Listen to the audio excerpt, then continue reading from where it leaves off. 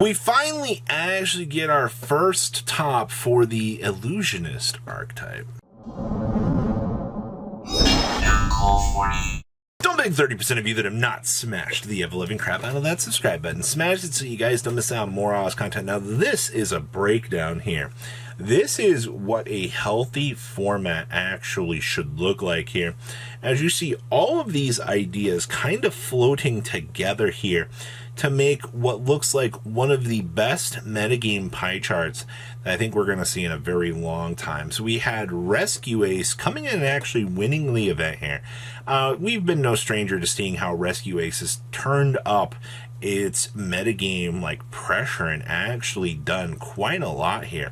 We also have the Illusion archetype. Now, if you've paid much attention to how the Illusion monsters actually work, they essentially can't deal damage to the opponent. Well, they can, but they can't. It's very interesting to see. But the new archetype or type got actual love out here. We have Unchained doing well, which I think seeing like how the old stuff with the new stuff has actually brought these decks back to the metagame is quite a beautiful thing to see. We also had Sword Soul, which, I mean, we're not strangers to seeing, you know, Sword Soul actually have a presence out here in the metagame. That's not all that strange. We also have Exo Sister.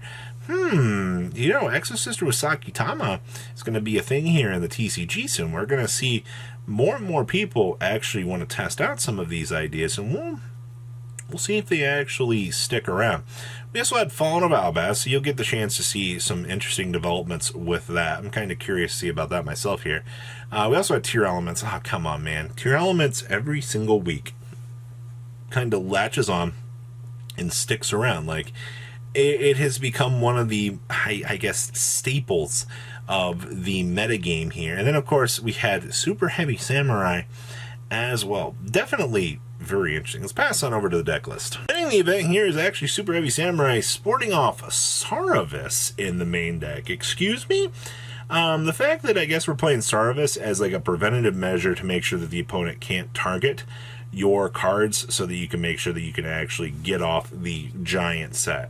You do kind of need that global power scale so that you can, set up, a +4, you just have to have a way to, you know, reliably get to the +4. But once you establish that +4, you kind of start that snowball effect, and then your opponent's not really going to have much of a chance to really do anything about that. I think that's like the best part about the deck is once you start that giant snowball effect that your deck wants to do, you will pretty much go into a pretty game-winning position at that point in time. So I'm very happy to see that Rescue Ace is still kind of holding on out here and doing its thing. Man, you really do love to see it. Next up here, we have the power of the Illusion archetype. So this actually revolves around making Chimera, and you can actually make the Guardian Chimera against your opponent during their turn.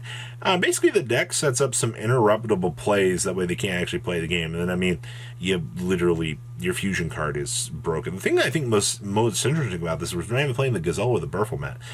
We're just strictly relying on the new cards here. So it means, you know, all the new vanilla, or the old vanilla stuff that you might want to include to try out the strategy, this deck doesn't really care about.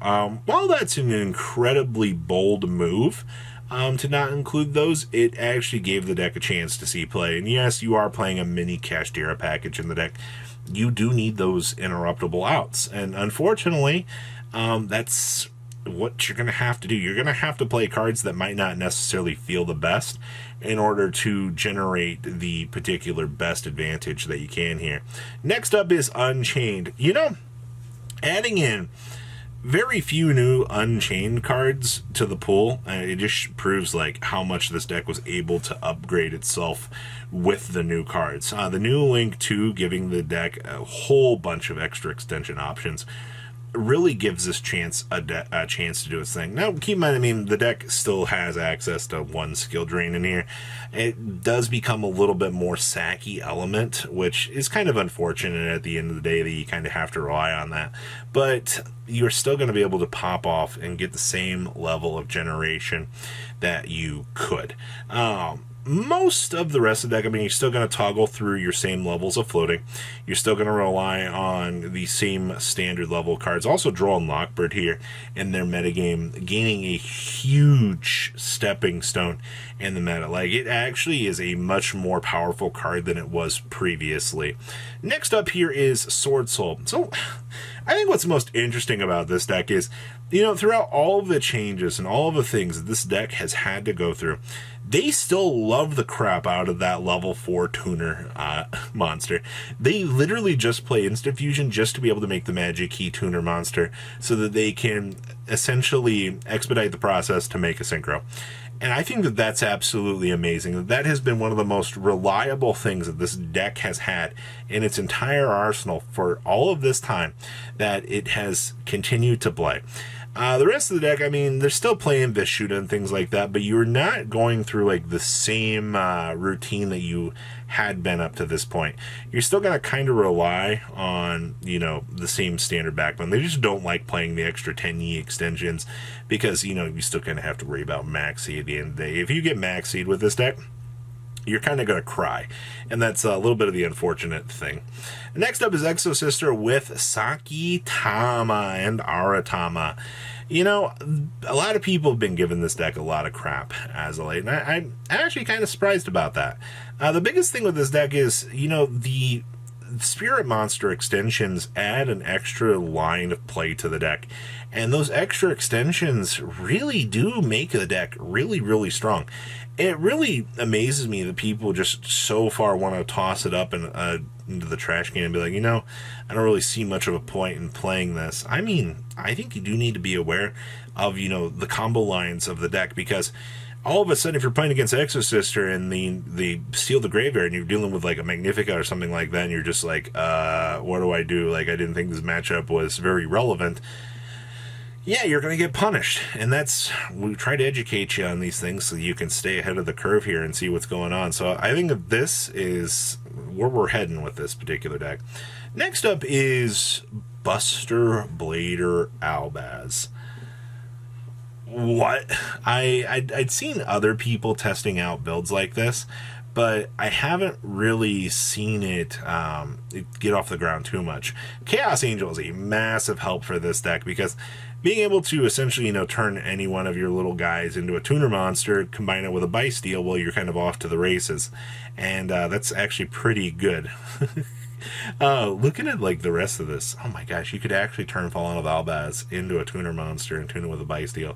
But that's neither here nor there for the strategy of this deck. Also, Buster Blade locking your opponent feels pretty good. Not letting your opponent get the chance to play the game at really any stage is usually an incredibly good feeling. The rest of the deck here, yeah, I don't see anything else in left field. Obviously, the one Brand Infusion hurts this deck, but even with that, you still see how it is sticking around. Next up, we have our Tier Elements deck with a Brave package in it. And, you know, this deck is really just held together by the fact that Chaos Roller, Fairy Tail, Snow are just, they're literally timeless cards at this point in time. You can play such generic cards in the deck and allow the deck the chance to still get off the ground. And because you can play, you know, literally cards that just assist you for no real reason whatsoever, just to see the different lines of play that you can get, yeah, it's pretty good. Also, they get to play Trivi Karma in here. It's gonna be kind of nice to see Trivi Karma actually getting love out here, because so many people opened up that card in other booster packs and they're like, this is garbage, get rid of it. But at least the OCG has gotten the chance to still play Tier Elements like in the roguish category. It's still here. It's still a deck that you need to be slightly aware of, whether or not, you know, like it's going to be a crazy deck or something like that. It's still doing its thing. And then the last one we have for you here is Super Heavy Samurai FTK. Oh boy, yeah. I see. Actually, we're not even playing. Yeah, we are playing the FTK. There's the Zero Maxwell. Of course, you're going to cheese your opponent, load up the scales, and then you're going to proceed to win the game because, you know, if your opponent doesn't open up any form of real interruptible stuff, you're probably in a very good position. I think it's what's made this deck into one of the scariest metagame contenders out here, is just because you can open up that power and then your opponent's just like, no, I don't have a response. Go ahead. So that is what we have for this event. What do you guys think? Please, if you comment down below, tell me what you guys think. I'll see your beautiful faces back here later today, guys. Peace out. patrons. Thank you.